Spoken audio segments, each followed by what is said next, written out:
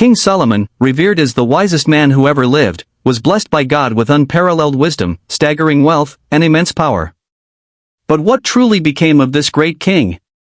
How did a man so favored by God end his life in despair, regret, and spiritual ruin?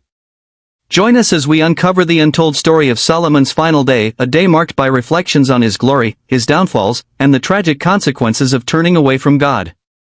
Discover how a king who had everything ended up declaring that everything is meaningless, and learn what his story means for us today. Stay with us until the end to witness the powerful lessons drawn from Solomon's life, lessons that still have the power to transform ours. What can we glean from his mistakes? How can we avoid the traps that led him astray? This story is not only about a king, it is about each of us who has ever struggled with pride, temptation, and the lure of worldly desires. If you find this story inspiring and eye-opening, please hit the like button, subscribe to our channel, and click the notification bell so you never miss an update. Your support allows us to continue bringing powerful biblical stories and life-changing lessons straight to you. We also encourage you to share your thoughts. What resonated with you most in Solomon's journey? Leave a comment below. We love hearing from our community. And don't forget to share this video with your friends and family, for these timeless lessons are meant to be shared. Now, let's dive into the final chapter of King Solomon's life and uncover the ultimate truth behind his rise, his fall, and the heartbreaking end of the wisest king of Israel. Don't miss this powerful story that could change the way you view your own life. Let's begin. King Solomon's reign began with extraordinary promise. He was the son of David and Bathsheba, chosen by God to ascend the throne of Israel after his father's reign. From the outset, Solomon's journey was marked by divine favor and guidance. In 1 Kings 3 verse 5, we read that the Lord appeared to Solomon in a dream at Gibeon, saying, "Ask for whatever you want me to give you." In response, Solomon made a humble request that would define his legacy. He did not ask for wealth, longevity, or the death of his enemies. Instead, in 1 Kings 3 verse 9, Solomon prayed, "Give your servant an understanding heart to judge your people, that I may discern between good and evil. For who is able to govern this great people of yours?" God was greatly pleased with Solomon's request. In 1 Kings 3 verses 10 to 14, God not only granted Solomon unparalleled wisdom but also promised him riches, honor, and a long life on the condition that Solomon would remain faithful to God's commands.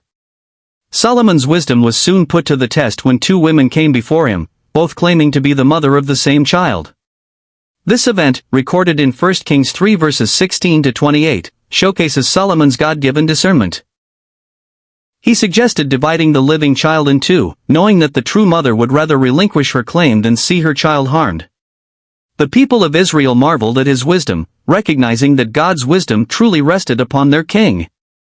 From that moment, Solomon's fame spread far and wide. In 1 Kings 4 verses 29 to 30, it is written, "God gave Solomon wisdom, and very great insight, and a breadth of understanding as measureless as the sand on the seashore." Solomon's wisdom was greater than the wisdom of all the people of the East and greater than all the wisdom of Egypt. He authored 3,000 proverbs and over 1,000 songs, as noted in 1 Kings 4 verse 32, covering themes of life, nature, leadership, and faith. His wisdom attracted the attention of the Queen of Sheba, a powerful monarch who traveled a great distance to test him with difficult questions. In 1 Kings 10 verses 6 to 7, she declared, "The report I heard in my own country about your achievements and your wisdom is true. But I did not believe these things until I came and saw with my own eyes. Indeed, not even half was told me. In wisdom and wealth, you have far exceeded the report I heard." This encounter underscored that Solomon's blessings were not only personal but also a testament to God's favor upon Israel. Solomon's crowning achievement was the construction of the temple in Jerusalem, a task his father, David, had long desired to complete. Solomon's temple, described in 1 Kings 6, was an architectural marvel of its time, constructed with the finest materials, cedar from Lebanon, gold, silver, and bronze. It took 7 years to complete and became the spiritual heart of Israel, a place where God's presence dwelled among his people, as described in 1 Kings 8 verses 10 to 11. Upon the temple's completion, Solomon led the nation in a powerful prayer of dedication. In 1 Kings 8 verses 22 to 53, Solomon's prayer acknowledges God's greatness and beseeches him to hear the prayers of his people. The essence of Solomon's plea is captured in 1 Kings 8 verse 23, Lord, the God of Israel, there is no God like you in heaven above or on earth below, you who keep your covenant of love with your servants who continue wholeheartedly in your way. Under Solomon's rule, Israel reached unprecedented heights of wealth, power, and influence. The kingdom became a beacon of prosperity, drawing traders, scholars, and rulers from every corner of the ancient world. As recorded in 1 Kings 10 verses 23 to 24, King Solomon was greater in riches and wisdom than all the other kings of the earth. The whole world sought audience with Solomon to hear the wisdom God had put in his heart. Solomon's wealth was beyond imagination. He controlled key trade routes linking Egypt to Mesopotamia, bringing in gold, silver, ivory, apes, and peacocks from distant lands. 1 Kings 10 verse 22 describes his fleet returning every 3 years, laden with treasures, showcasing his far-reaching influence. In 1 Kings 10 verse 14, we learn that Solomon's annual income in gold alone amounted to 666 talents. Over 25 tons of gold each year.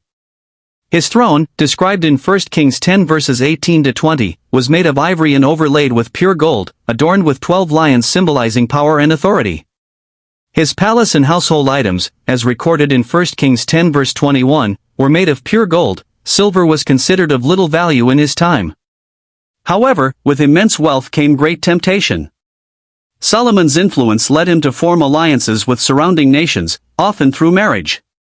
In 1 Kings 11 verses 1 to 2, the Bible tells us that Solomon loved many foreign women from nations that the Lord had warned Israel against intermarrying with, lest they turn hearts toward other gods. Solomon ignored these warnings. He had 700 wives, princesses, and 300 concubines, 1 Kings 11 verse 3. These relationships were more than political alliances, they were violations of God's explicit commands in Deuteronomy 17 verse 17, which warned that a king must not take many wives, or his heart would be led astray.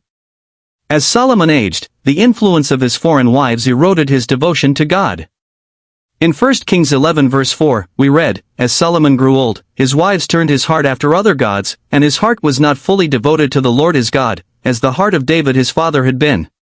He built altars for Ashtoreth, 1 Kings 11 verse 5, Chemosh, and Molech, 1 Kings 11 verses 7 to 8, gods associated with abominable practices, including child sacrifice.